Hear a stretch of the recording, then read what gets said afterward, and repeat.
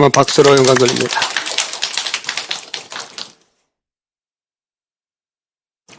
우리 교회에서 성가대가 저하고 영적으로 잘 통하는 것 같아요. 최고 잘 통하는 것 같아요. 그 크신 하나님의 사랑. 영감 받으니까 또 성가대에서 그 크신 하나님의 사랑. 할렐루야. 우리는 주의 영으로 이렇게 묶인 그런 한 가족입니다. 아멘.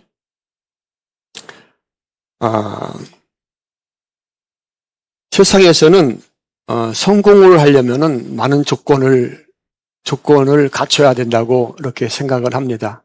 그래서 사람들이 공부도 많이 하고 지식도 쌓고 또 운동선수가 되기 위해서 체력을 기르고 그렇게 해서 그 성공할 조건을 갖추기 위해서 많이 노력을 하는데 그렇게 성공할 조건을 갖춰야 나중에 자기가 꿈꾸는 꿈을 이루고 또 성공할 수 있다는 것이 일반적인 상식입니다. 그렇지만은 우리가 인생을 살아가면서 우리 주변에 또 우리가 여러 가지 상황 가운데 우리가 겪고 있는 그런 상황 가운데 보면은 이런 성공할 조건이 전혀 없는데 오히려 인생을 성공한 사람들이 굉장히 많습니다. 오히려 성공할 조건을 다 갖추고 환경과 여건이 다 구비되었는데 불구하고 인생을 실패하는 사람들이 또 많이 있습니다. 여러분 잘 아시는 그 박지성 선수 같은 경우도 사실은 굉장히 잘 달리잖아요. 그런데 박지성 선수가 평발이라고 합니다. 평발. 평발은 사실 오래 달리지 못하고 잘 달리지 못하는 그런 신체적 조건을 가지고 있는 거예요. 그럼에도 불구하고 박지성 선수는 세계에서 유명한 축구 선수가 되었습니다. 또 여러분 잘 아시는 에디슨 같은 경우도 어렸을 때 전응아로 이렇게 취급을 받았던 사람이에요. 그렇지만 그가 모든 악조건을 이겨내고 세계에서 가장 큰 발명 왕이 된 것을 잘 알고 있습니다. 우리 정치인들 가운데서도 우리나라 사람들 조사를 해보면은 가장 대통령 가운데 가장 존경받는 대통령이 누군지 아세요? 역대 대통령 가운데? 네? 누군지 아세요? 1번 전두환 대통령. 2번 노무현 대통령. 3번 김영삼 대통령. 몇 번이에요? 네? 없어요? 여러분 없어요? 조사를 해보면은 노무현 대통령이 최고 이렇게 인기가 좋아요. 아쉽게 죽었지만은 지금 우리나라 조사를 해보면 가장 높습니다. 그 다음에 김대중 대통령 이렇게 가는데 또 지금 이명박 대통령도 지금 높은 지지율이 있는데 노무현 대통령 같은 경우도 사실은 어떻습니까? 검정고시 맞잖아요. 그죠? 제대로 공부하지 못하고 그리고 사법고시 치렀고 지금 대통령이 누구죠? 네? 이재명 대통령 같은 경우도 공장에서 일하다가 원래 공장에서 일하던 사람이에요. 그런데 자기가 공부를 해서 대학교 나왔지만은 환경이 굉장히 시골에서 태어나서 어려운 가운데서 저 사람은 도저히 대통령이라고 생각했겠어요? 그렇지만은 그런 어려운 가운데서 환경을 딛고 성공한 사람들이 우리 삶 속에서 보면 굉장히 많이 있어요. 모든 조건이 완벽한 상태에서 인생을 실패하는 사람이 있고 전혀 조건이 갖춰져 있지 않았는데도 불구하고 인생을 성공하는 사람들이 많이 있습니다. 그러니까 조건이 중요한 것이 아니에요. 오늘 이제 엘리야는 갈멜산에서 바알 제사장들과 이 전쟁을 영적인 전쟁을 하고 있어요. 바알 선지자들 450명의 선지자들은 우렁찬 목소리로 기도하면서 하루 종일 자신에게 자해를 하면서까지 기도를 했지만 하늘에서 불이 떨어지지 않습니다. 이제 엘리야가 지난번에 우리가 살펴봤듯이 이스라엘 백성에게 그 무너진 제단으로 가까이 오라. 그들이 가까이 올 때 무너진 제단을 수축하는 것을 보여주면서 그리고 무너진 제단을 다 수축한 다음에 그 위에다가 송아지를 잡아서 번제물이죠. 번제물 송아지를 잡아서 가을 떠서 그 위에다 올려놓고 또 나무를 놓고 송아지를 올려놓고 그리고 우리가 상식적이지 않은 오늘 본문의 내용은 엘리야가 어떻게 합니까? 물을 그 번제단 주위에 또랑을 만듭니다. 또랑을 깊이 또랑을 만들고 물을 가득 붓는 거예요. 3바켓씩 4번. 그러니까 물이 온 제단에 흘러 넘치는 겁니다. 여러분 상식적으로 하늘에서 불이 떨어져야 승리하는 거예요. 만약에 하늘에서 불이 떨어져서 제단이 타버리지 않으면은 엘리야는 그 많은 바알 선지자들에게 죽임을 당할 수 있는 그런 상황입니다. 그런데 엘리야는 그 제단 위에 송아지를 잡아놓고 그 위에 물을 흥건히 붓는 겁니다. 차고 넘칩니다. 물이. 굉장히 비상식적인 그런 모습이에요. 이것을 지켜보는 이스라엘 백성들은 어떻겠습니까? 박수를 쳤겠어요? 미쳤나 그랬겠어요? 잘못된 일이죠, 그죠? 불이 떨어지고 제단에 불이 떨어져서 그 재물을 태우고 제단을 태워야 되는데 엘리야는 거기다가 오히려 물을 붓는 거예요. 이것을 지켜본 이스라엘 사람들은 황당하고 정신이 나간 사람처럼 취급을 하게 됩니다. 굉장히 비정상적인 행동을 지금 엘리야가 하고 있는 거예요. 자, 여러분 하나님께서 처음 우리 인간들을 창조하실 때 이 세상이 굉장히 아름다웠겠죠. 그죠? 그렇지 않습니까? 제가 지난번에 생전 태어나서 생각지도 않은 미국을 갔다 왔는데 굉장히 아름답더라고요. 그리고 우리나라도 굉장히 아름다운데 이 처음 주님께서 이 세상을 창조하실 때 얼마나 세상이 아름다웠겠습니까? 그래서 사람들은 그 세상의 그 자연의 아름다움을 보면서 누구를 생각했을까요? 아담과 하와는. 네? 누구를 생각했을까요? 그 그랜드 캐니언 같은 그런 아름다운 자연, 꽃과 초목과 들판을 보면서 아담과 하와는 누구를 생각했을까요? 네? 아담과 하와는 그런 아주 장엄한 아름다운 자연을 보면서 하나님을 생각합니다. 할렐루야. 여러분들 누구 생각하십니까? 이쁘다. 다음에 누구하고 놀러 와야지. 그 생각합니까? 캠핑 와야지. 근데 아담과 하와는 그런 들판을 보면서 그런 넓은 자연을 보면서 하나님의 위대하심을 생각하는 거예요. 그리고 그분을 찬양합니다. 주님의 높고 위대하심을 내 영혼이 찬양하네. 아멘. 이런 찬양이 막 저절로 나오는 거예요. 가사가 이런 찬양인지 몰라도 그러니까 주님을 찬양합니다. 그런데 인간들에게 죄가 들어오면서부터 그 아름다운 그 자연을 보면서 하나님의 창조물을 보면서 사람들은 그 위대하시고 전능하시고 그 아름다우신 하나님의 위대하심을 찬양하기보다 그 하나님을 사랑하는 것보다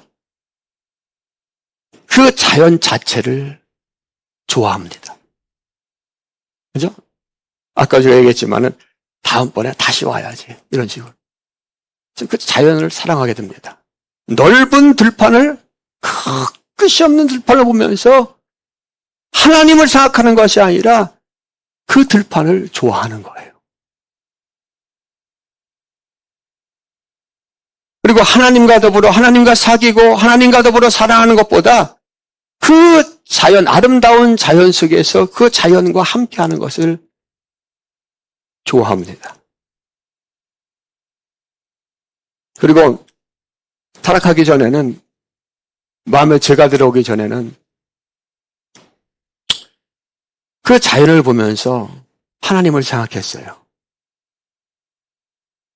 하나님께 찬양하고 하나님과 대화하고 그렇게 했습니다.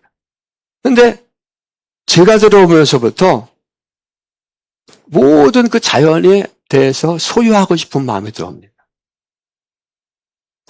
성경에 보면은 아담과 하와가 선악과를 볼 때 어떻게 보입니까? 보암직하고 먹음직하고 탐스럽게 보인지라. 그죠?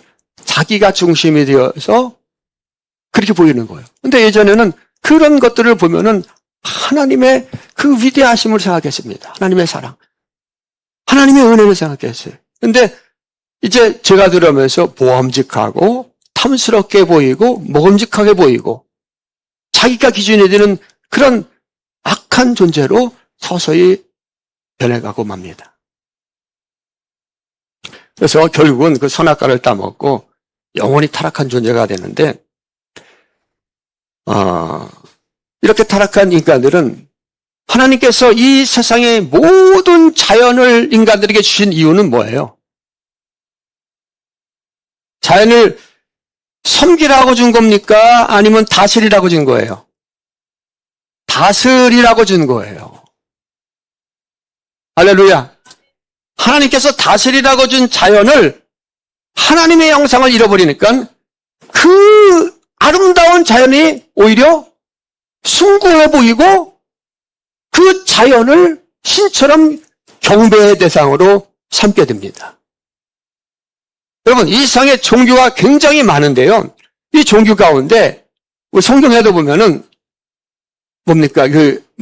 상수리 나무 밑에서 제사 지내고 그런 거 나오죠? 그죠? 그리고 자기 자식을 번제로 불 가운데로 지나가게 하고 이렇게 말도 안 되는 타락한 존재가 됩니다.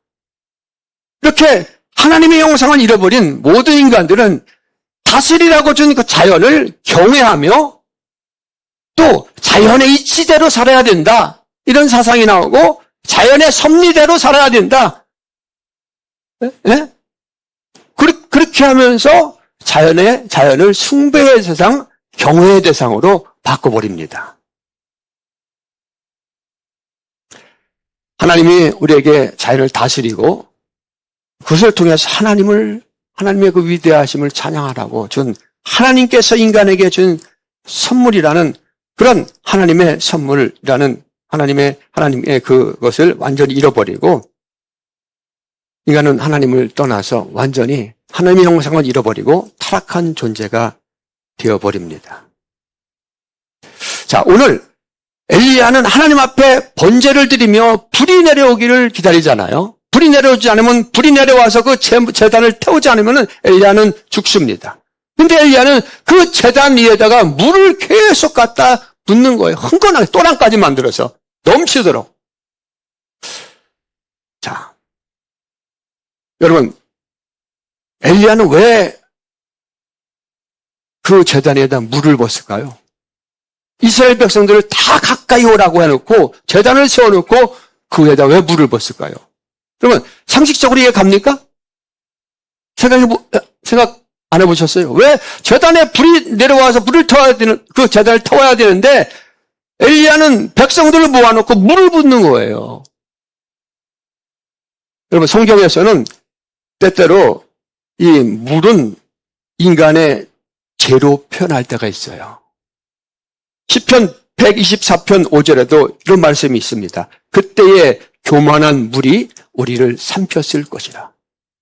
이렇게 때때로 성경에는 이 물을 죄로 상징적으로 표현할 때가 많이 있습니다.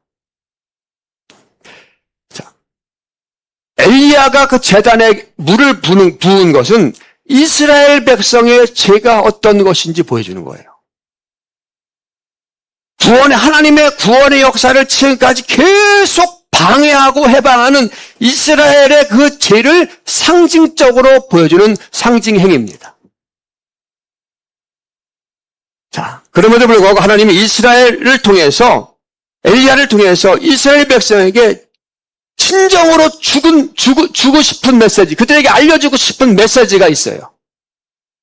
자, 이스라엘의 그 죄는 하나님의 그 역사, 하나님의 구원의 역사를 계속 방해하고 해방하는 죄가 그들에게 가득함에도 불구하고, 그렇게 심각함에도 불구하고, 하나님은 그들을 반드시 구원한다라는 선포가 거기에 있는 거예요. 따라서 말씀, 하나님은 아무리 죄가 많을지라도 구원하신다.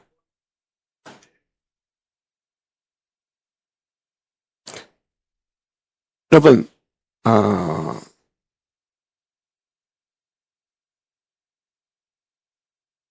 예수님 자체가 번제단이잖아요.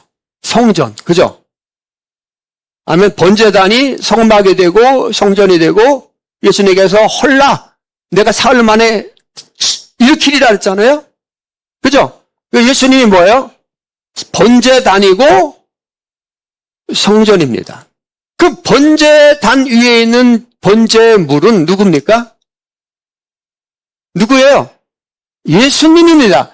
우리의 죄를 다 뒤집어 쓰고 어린 양이 되어서 번제단에서 죽으시는 거예요. 그 번제단에 내려오는 불은 무엇입니까?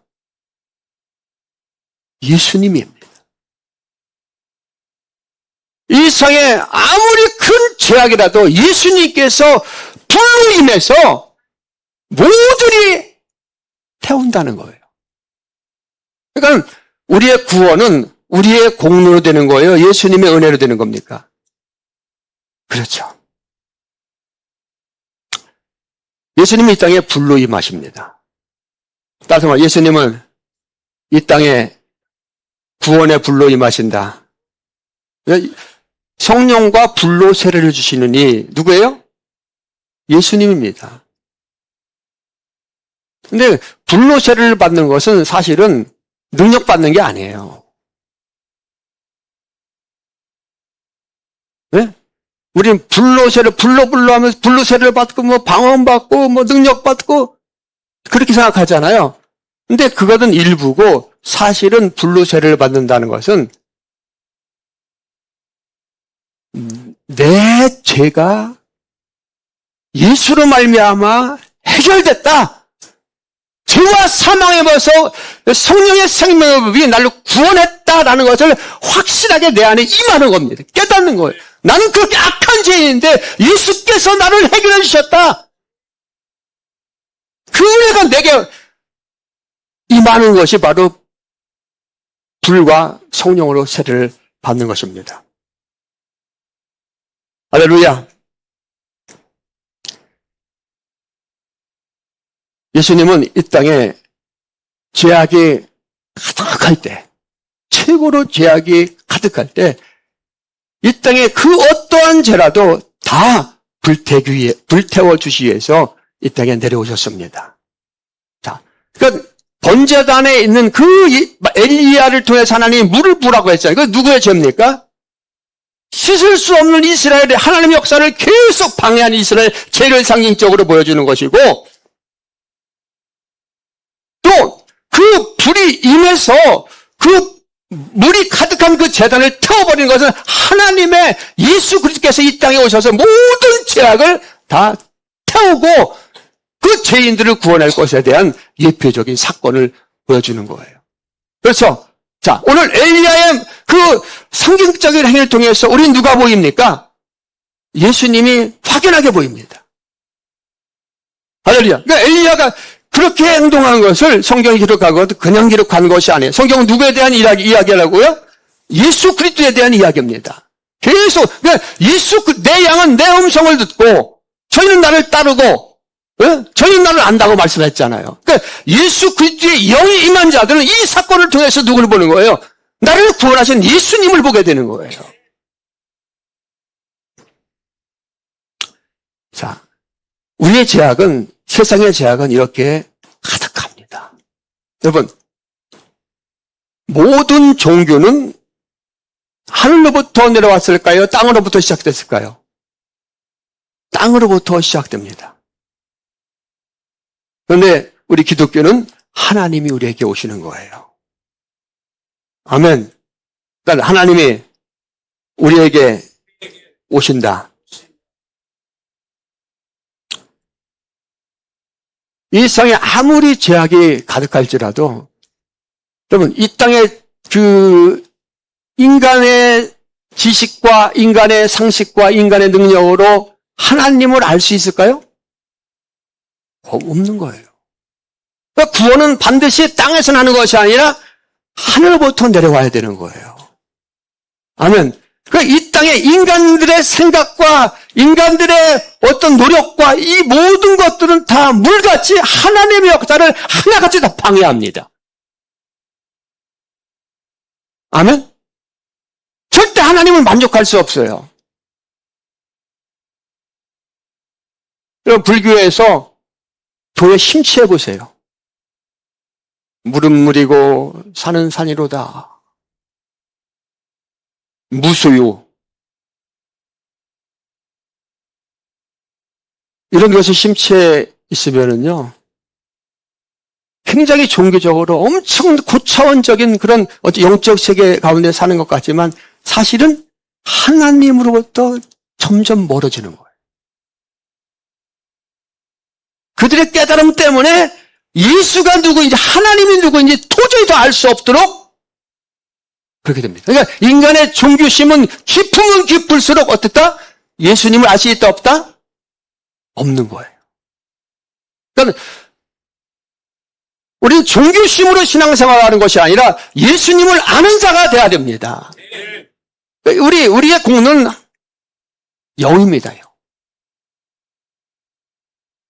그러나 이 땅에 아무리 물 같은 죄악이 가득할지라도 아무리 하나님의 역사를 방해하는 자들이 세상에 가득할지라도 예수님의 불로 임하는 구원의 역사를 막을 수 있어요? 없어요?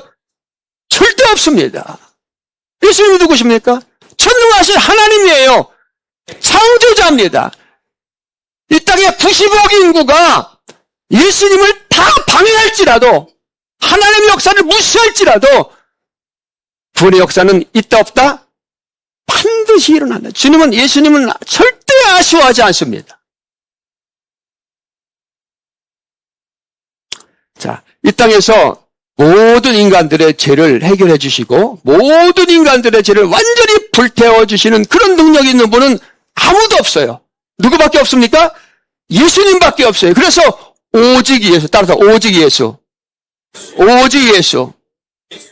할렐루야. 그러니까 우리 기독교와 모든 종교들, 여기 천주교도 포함됩니다. 하고의 차이점은 모든 종교는 인간의 행위와 인간의 노력과 인간의 어떤 열심과 이런 것들을 강조해요. 방금 전에도 얘기했지만 이런 인간의 노력과 인간의 열심과 인간의 수고를 가지고 우리 천국에 갈 수 있어요? 없어요? 그들의 수고는 헛됩니다. 예복을 입지 않으면 아무리 수고할지라도 아무리 열심을 낼지라도 아무리 지식이 많을지라도 절대 죄에서 구원할 수 없어요. 예수를 알아야 됩니다. 예수를 믿어야 됩니다. 그것을 엘리야는 오늘 그 제단 사건을 통해서 엘리야는 이스라엘 백성에게 보여주는 겁니다. 자, 우리 누가복음 12장 39절, 49절, 50절 말씀 한번 읽어봅니다. 시작.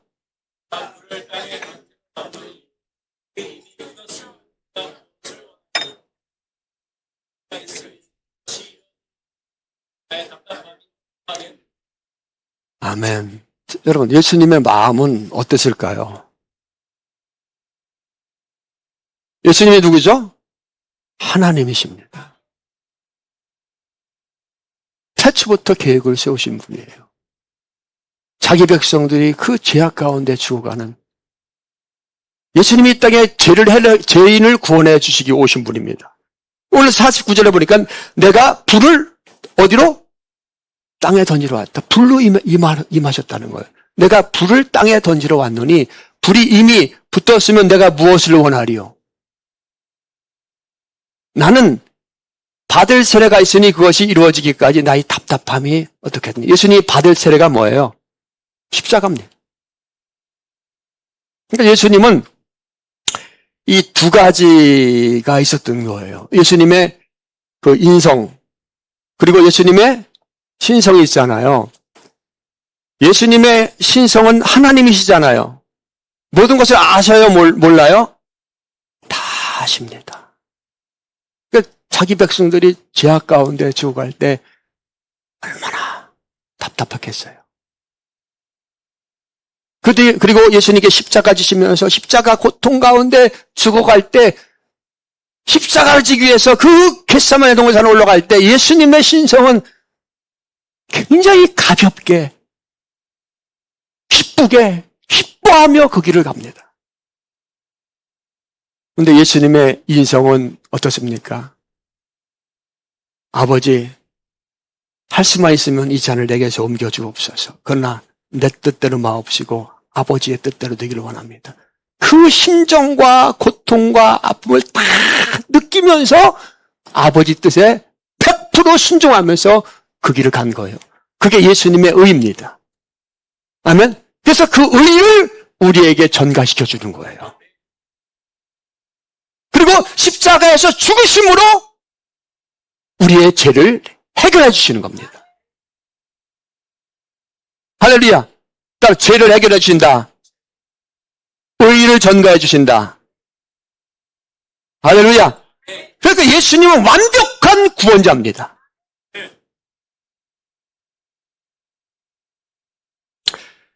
자, 예수님은 제단이 되시고 제물이 되시고 불로 임해서 자신을 태우신 거예요. 그러니까 우리 예수 위에 다른 말을 할 수가 있어요? 없어요? 없습니다.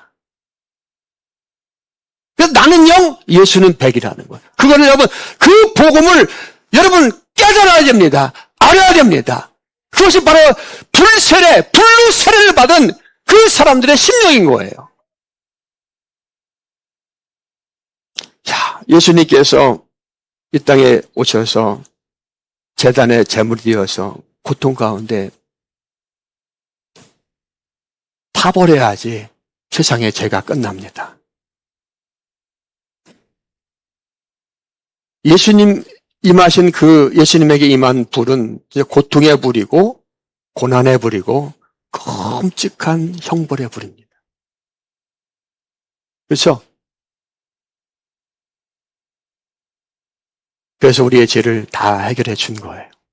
그러니까 예수님의 그 은혜는 세상의 바다보다도 넓고 깊고 하늘보다도 넓고 우주 만물보다도 더 넓은 그것이 바로 예수님의 은혜인 줄 믿습니다. 그러니까 세상의 어떤 죄악도 예수님의 불에 타지 않을 죄가 없어요. 할렐루야. 예수 그리스도를 알면 어떤 상황에서 소망과 희망이 생기는 거예요. 그래서 그분을 찬양하지 않을 수 없고 그분을 경배하지 않을 수 없고 할렐루야. 그분을 사랑하지 않을 수 없고 그것이 주님과 인격적인 만남이고 그것이 우리의 신앙생활이 되는 거예요. 아멘? 그것이 우리의 믿음에 대한 줄 믿습니다. 예수님께서 이 땅에 우리의 죄를 해결해 주기 위해서 불로 임했을 때 이 땅에서 하나님을 섬긴다고 하는 모든 자들은 이 땅에 있는 모든 자들은 예수님을 돕는 자들이 없었어요. 오히려 똑똑하고 지혜 있고 지식이 있고 성경을 잘한다고 하는 자들이 신앙생활 열심히 한다고 하는 자들이 예수님을 앞장서서 방해했고 예수님을 핍박했습니다. 그러니까 아무리 신앙생활 잘해도 예수님을 깊이 만나지 못하고 예수님을 알지 못하면은 이렇게 예수님의 사역을 재단에 부은 물처럼 방해하는 자가 되는 거예요.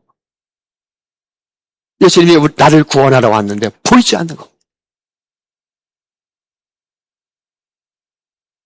자, 많은 제사장들이 예수님을 조롱했고 예수님의 말씀에 대해서 의심했습니다.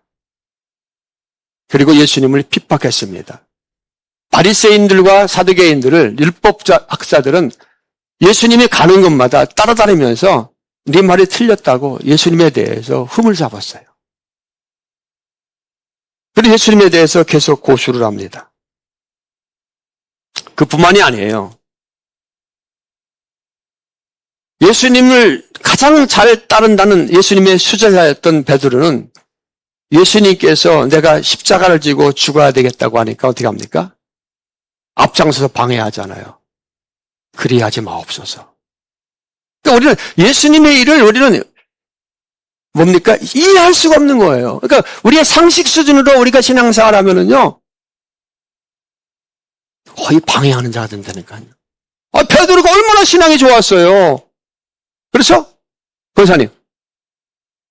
베드로 추제자잖아요, 베드로.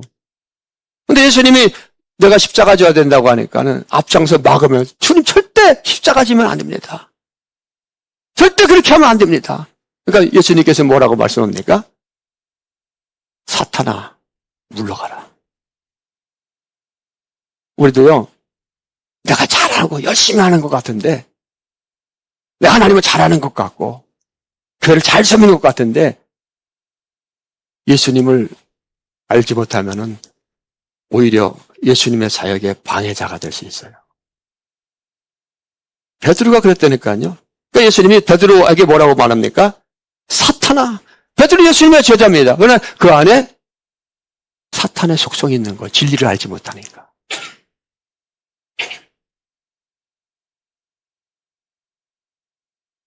다 그랬어요. 가룟 유다. 예수님의 재정을 맡고 있었던 가룟 유다는 예수님이 죽어야 된다고 자꾸만 약한 모습을 보이니까 예수님이 로마의 앞서에서 이스라엘 구원해내야지 강한 자가 돼야 되는데 자꾸만 약한 길로 가는 거예요.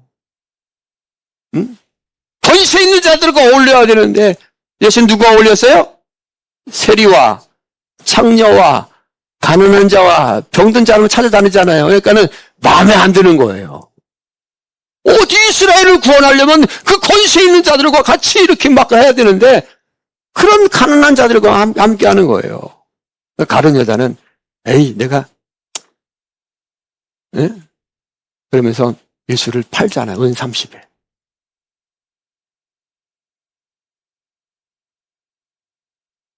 그러나 예수님의 구원 사역은 멈춥니까? 멈추지 않습니까?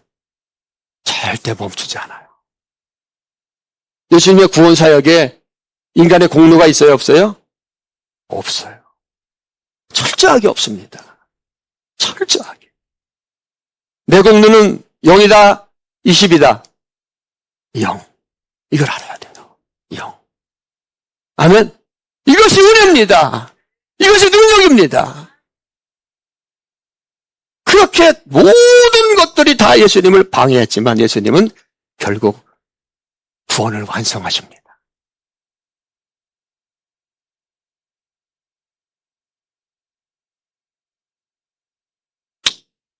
여러분 이 말 이해하세요? 죄가 많은 곳에 은혜가 넘친다는 말? 네? 죄악이 많은 곳에 하나님의 은혜가 넘친다는 말 이해하세요? 네? 바울이 얘기한 거잖아요. 뭡니까? 이 재단에 물이 가득 붙듯이 불이 임해야 되는 재단에 물이 가득 붙듯이 죄악이 넘치는 곳에 은혜가 있다는 거예요.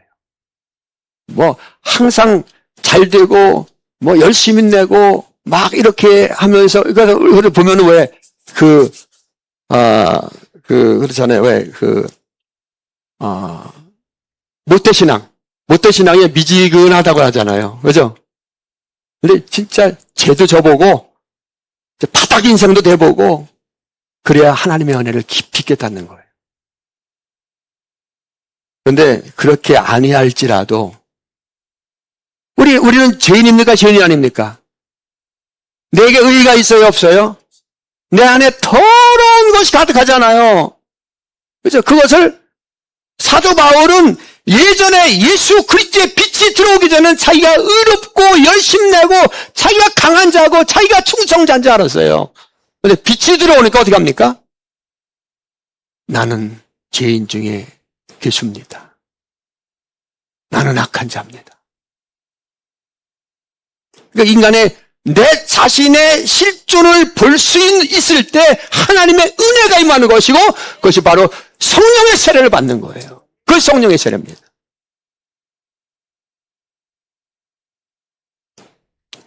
아멘. 그러니까 우리는 모든 인간은 어차피 죄 가운데 죄 늪에서 사는 거예요. 다 우리가 구원받았다고 해도 뭐 우리가 거룩한 것이 아닙니다. 주님이 칭해 주는 것이죠. 자, 이사야서 1장 18절 한번 읽어봅니다.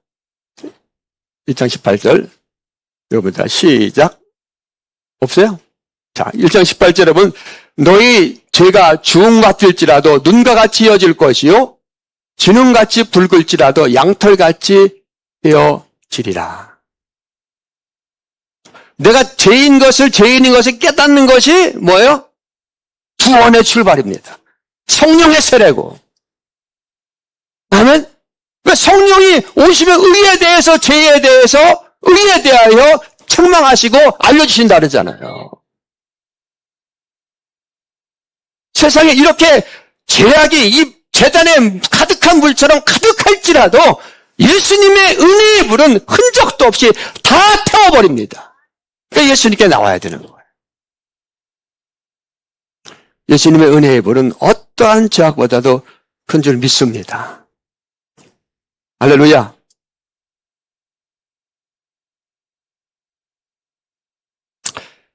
여러분, 오늘 재단 앞에 서 있는 엘리야의 모습은 바알 제사장들에 비해서 굉장히 초라합니다. 450명이 거룩한 제사장 옷을 입고 얼굴에 기름기가 흐르면서 자기 신에게 기도하는 북을 치면서 창부를 치면서 뚫으면서 어마어마하지 않습니까? 근데 엘리야는 혼자예요. 옷도 제대로 못 입고 먹을 것도 제대로 못 먹어서 초라하게. 근데 이스라엘 백성에게 제단으로 가까이 오라. 물을 보면서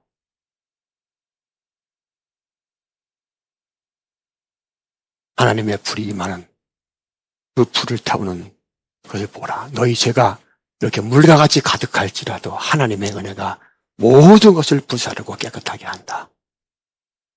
이 말을 백성들에게 전할 때 인간적인 모습을 볼 때는 엘리야의 초라하게 보지만은 엘리야의 모습 가운데 예수님의 모습, 예수님의 광채의 모습이 보이는 거예요. 엘리야가 원래 그런 자가 아니었잖아요. 엘리야는 지금까지 아합의 협박에 숨어서 돌아다녔던 사람입니다. 하나님께서 엘리야에게 신앙을 지키도록 역사하셨고 강한 믿음을 주셔서 이렇게 구원의 메시지를 선포할 수 있도록 주님께서 역사해 주셨습니다. 엘리야는 원래 위대한 자가 아니고 엘리야는 초라한 자고 겁이 많은 자였지만은 하나님께서 그에게 임했을 때, 주의 영이 그에게 임했을 때 전무후무한 위대한 선지자가 되었습니다. 많은 사람들은 세상을 살아가면서 자신을 보거든요. 나는 배운 것도 없고 이렇게 부족해. 나는 할 수 없어. 그리고 때로는 자기의 죄책감 때문에 절망 가운데 살아갈 때가 있어요. 나는 이제 끝났다.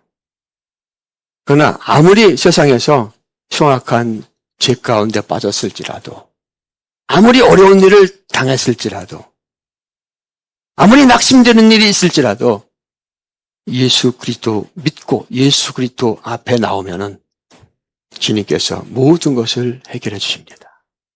살 소망을 주시고 지옥 갈 인생을 천국 갈 인생으로 만들어 주십니다. 할렐루야. 기독교는요, 자신의 의로움과 자신의 선함을 인하여 구원에 이르는 것이 아닙니다. 기독교는 오직 내가 그렇게 추악하고 그렇게 악한 자임에도 불구하고 오직 예수님의 공로로, 예수님의 구원의 역사로 구원에 이릅니다.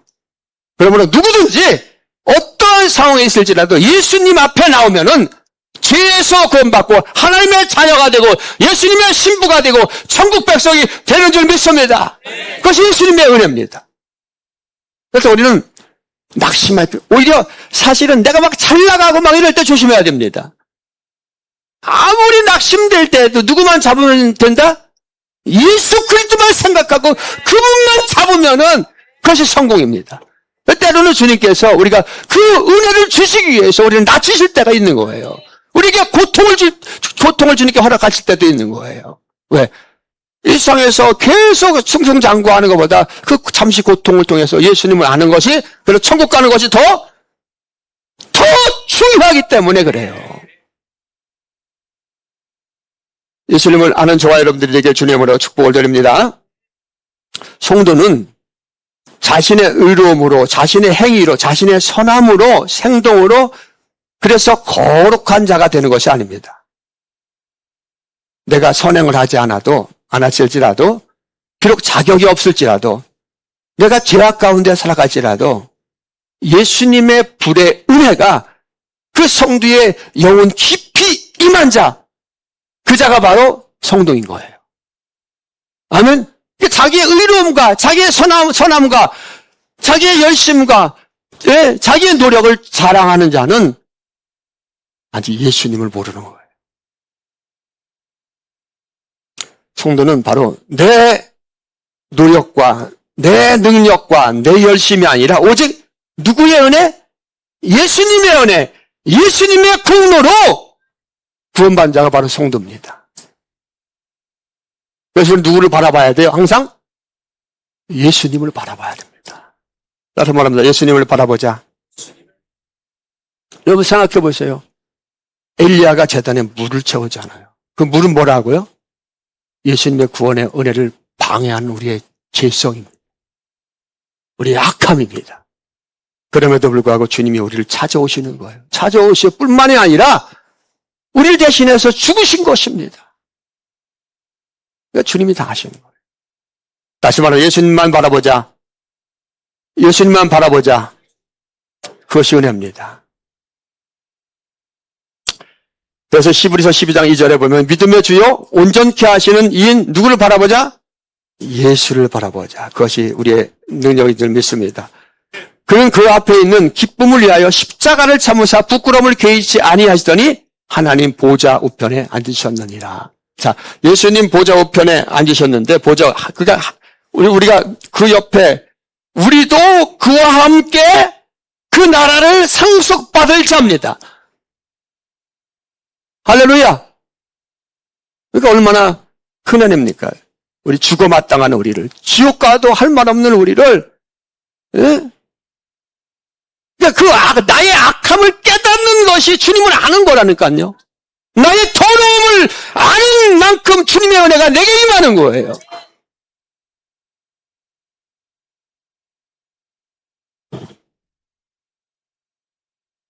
여러분, 베드로가 예수님께서 파도 가운데 이렇게 오시잖아요. 그러니까 예수님께 보니까는 귀신인 줄 알았는데 예수님이 나다. 그러니까 주시거든 나를 오라 하소서. 그러니까 예수님이 베드로야 오라. 그러니까 베드로가 예수님을 바라보고 갈 때 바다 위를 걸었다니까요. 베드로의 능력으로 바다 위를 걸어갈 수 있어요? 없는 거예요. 가다가 베드로가 의심을 하면서 바다를 바라볼 때 시선을 놓쳤을 때 어떻게 합니까? 빠지잖아요. 그러니까 내 의지와 내 노력 이것을 주장하면 우리는 바다에 빠진다니까요. 우리는 누구만 바라봐야 됩니까? 예수 그리스도. 누구만 찬양해야 됩니까? 예수 그리스도. 누구를 알아야 됩니까? 예수 그리스도. 나는 영, 예수님은 예수님이 다 하시는 거예요. 그분의 예수님의 영이 내게 임하면은 나를 통해서 그분이 드러나는 거예요. 그 엘리야에게 예수님의 영이 그에게 임하니까 예수님의 모습이 그에게 보이잖아요. 자, 우리가 언제나 예수님을 바라보면서 나는 부족하고 나는 할 수 없고 나는 죄인 중에 괴수지만 그런 인생 가운데서 우리가 승리하는 그런 인생을 살기 위해서 우리는 예수님을 바라봐야 되는데 우리가 해야 될 것이 있어요. 우리가 해야 될 것이 있습니다. 로마서 10장 17절 말씀 한번 읽어봅니다. 자, 시작.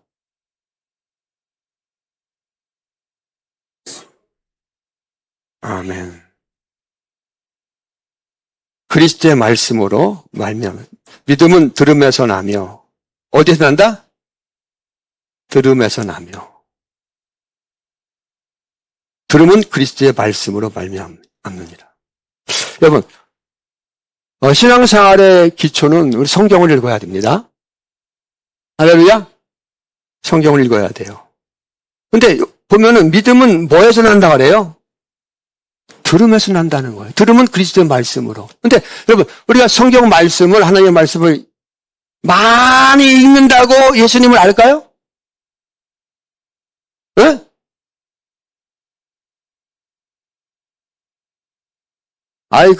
이디오피아 내시가 성경을 많이 읽으면서 마차 안에서 가면서도 읽는데도 무슨 뜻인지 알지 못하잖아요.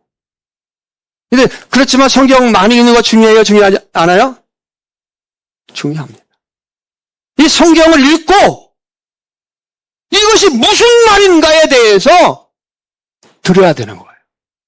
네? 필립이 그것을 해석해 주잖아. 이건 예루살렘에서 얼마 전에 있었던 그 성년 예수에 대한 이야기다. 라고 하니까, 그렇구나 하면서 세례를 받잖아요. 그렇죠? 그 누구에게 들어야 됩니까? 어디에서 들어야 됩니까? 교회에 와서 들어야 되는 거. 예배에 참여해야 되는 것입니다. 나눔에 참여해야 되는 거예요. 성경도 안 읽고 예배도 제대로 참석 안 하면은 아주 전혀 모르는 거예요. 그러나 성경을 많이 읽을지라도 예수 믿는 것이 아닙니다.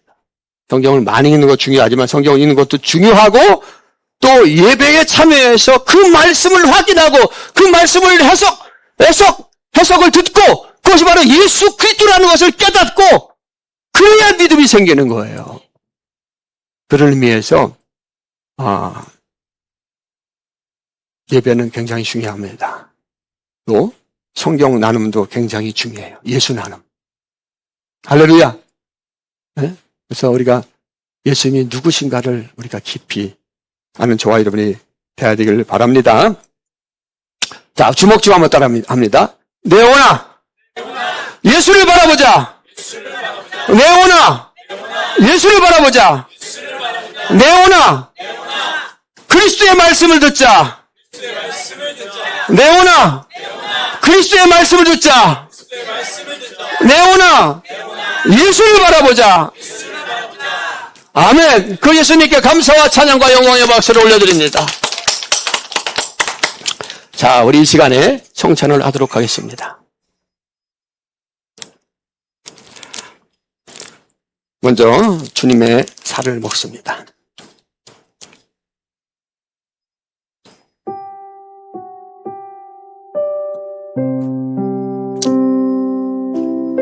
예수님께서 우리를 위하여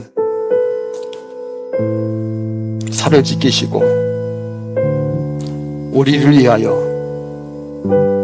자신의 피를 흘려주셨습니다.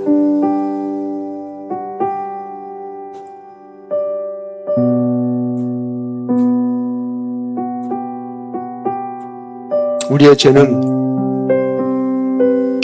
너무나 완악해서 이스라엘 백성들처럼 우리를 구원해 주시기 위해서 오셔서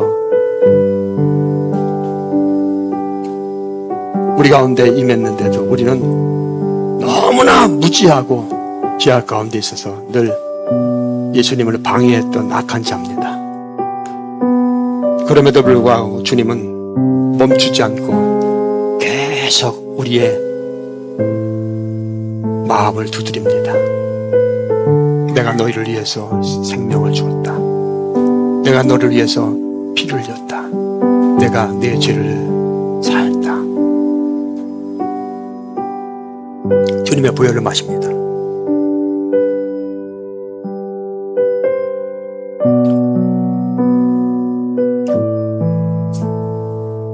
우리가 죄가 없어서 구원받는 것이 아니라 오직 예수님의 공로 때문에 우리는 지옥 갈 인생이 천국 갈 인생으로 거듭나고 바뀌었습니다. 모든 것이 주님의 은혜입니다. 이 시간 선포하겠습니다. 이 시간 믿음으로 주님의 살과 주님의 보혈을 먹고 마신 자는 모든 죄가 깨끗하게 용서받았습니다. 예수님의 보혈은 용서의 능력이 있습니다. 예수님의 보혈은 용서의 능력이 있습니다. 예수님의 보혈은 죄사함의 능력이 있습니다. 이 시간 우리의 모든 죄가 예수님의 보혈로 깨끗하게 되었음을 선포합니다. 할렐루야. 우리 구주 예수님께 박수를 올려드리며 다 같이 일어나서 그 주님을 전심으로 찬양하기를 원합니다.